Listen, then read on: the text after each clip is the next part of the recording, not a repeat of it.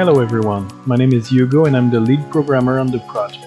Today I'm going to show you the most recent improvement to the game from the programming side.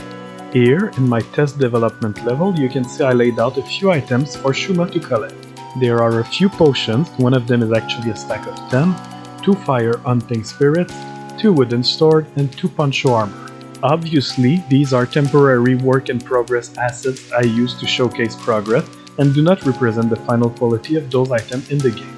Now, here is the brand new main menu I added to the game. As you can see, on the right side, we have Shuma, Orenda, and Wanji's name, HP, level, and experience. Those are all variables programmed into the game that can be modified on the fly when the combat system is added in the future. If we jump into the item menu, you see the 15 potions we picked up earlier.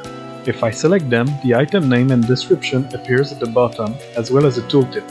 The tooltip itself is temporary and will not display in the final game. Same goes for the 2 fire spirits I picked up. In the equipment menu, we have the weapon and armor, which display the wooden sword and poncho we got. Those two also have their item name and description displayed.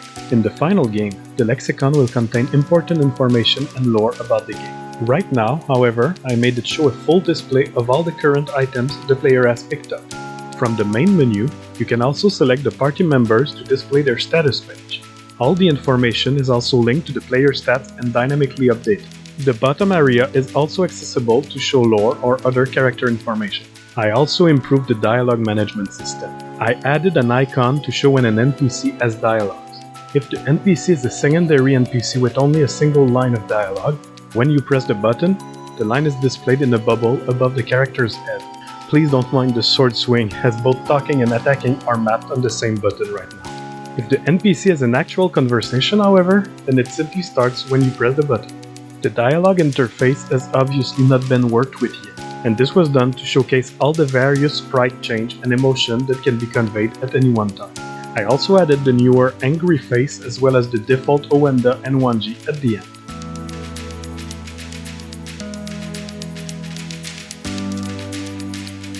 This final part was already shown in a previous video. When you step on the plate, shadow spirits spawn and start moving along its path. In the next version, when you hit an enemy with the sword, it will start the combat phase. Thank you for watching and have a nice day!